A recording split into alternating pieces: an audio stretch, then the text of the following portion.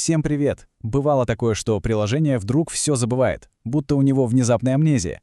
Вот сегодня мы как раз и разберемся, почему так происходит и что с этим делать.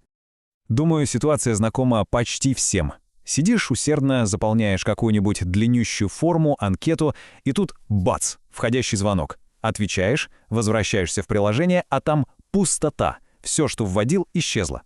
И вот эта маленькая катастрофа — это ведь не какой-то случайный баг или сбой. Нет, это прямое следствие того, как операционная система управляет, скажем так, жизнью и смертью приложений. И у этого есть своя железная логика. Чтобы избегать таких вот неприятностей, разработчикам нужно четко понимать одну фундаментальную концепцию. Называется она «жизненный цикл приложения». Что это такое? Но если совсем просто, это как правило дорожного движения для программ. Каждое приложение обязано им следовать, чтобы не мешать другим и, так сказать, не создавать аварийных ситуаций в системе. Вот отличная аналогия, которая все объясняет.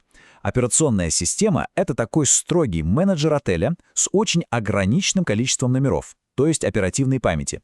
Как только он видит, что гость, свернутое приложение, куда-то отлучился, он может его тут же выселить, чтобы освободить место. А жизненный цикл — это как раз способ для приложения сказать менеджеру: «Эй, я еще вернусь, не трогай мои вещи». И отсюда вытекает вторая ключевая мысль — сохранение данных. В этом жизненном цикле есть один, но очень важный момент, когда система как бы говорит приложению: «У тебя есть буквально пара мгновений, чтобы все записать. Потом я, возможно, выключу свет».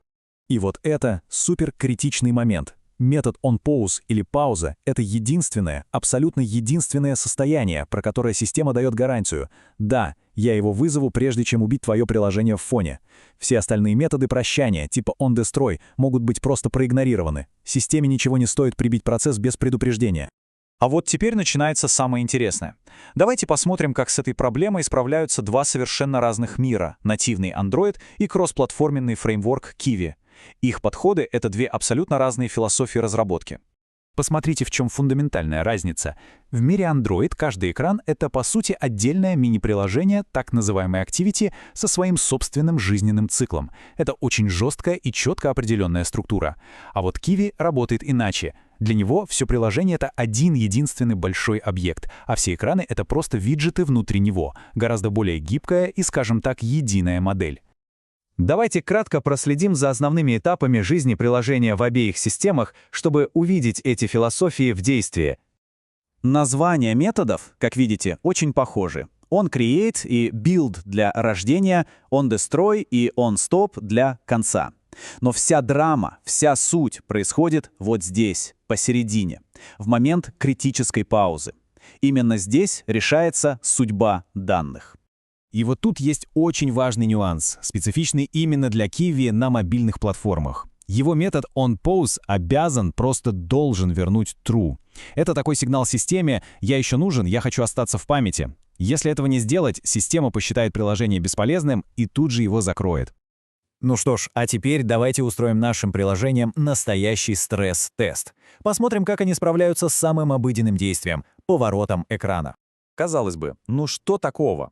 Просто повернули телефон. Но под капотом, особенно в Android, в этот момент происходит нечто весьма радикальное. Вот еще одна отличная аналогия. Поворот экрана в Android — это как будто вы переезжаете в новый офис, а старый при этом немедленно сносят бульдозером. Если вы не успели упаковать и вынести свои вещи, то есть сохранить данные, они останутся под обломками. Вот как это выглядит по шагам. Сначала вызывается onPause, затем специальный метод onSaveInstantState. Это и есть тот самый шанс упаковать вещи. Сразу после этого старый экран полностью уничтожается через onDestroy. И тут же создается совершенно новый экран с помощью onCreate. Полный цикл разрушения и созидания. Так как же с этим бороться? Современный способ в Android — это использовать специальные объекты хранилища под названием ViewModel. В чем их магия? Они существуют как бы отдельно от экрана и переживают вот этот вот цикл уничтожения и пересоздания. Данные лежат в ViewModel, старый экран умирает, а ViewModel остается. И когда создается новый экран, он просто подключается к уже существующему ViewModel и забирает оттуда все данные. Просто и гениально.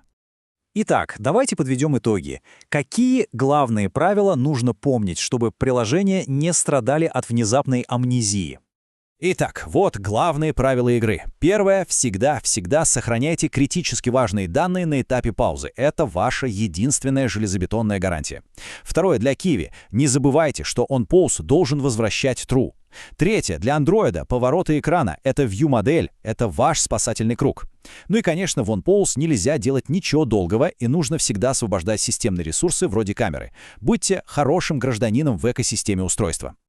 В итоге мы приходим к интересному, почти философскому вопросу. Что же лучше для создания надежных приложений? Жесткая, предсказуемая, но порой избыточная структура Android или более гибкий и единый, но требующий больше дисциплины подход Kiwi? Выбор между ними определяет не просто код, а всю архитектуру и будущее проекта.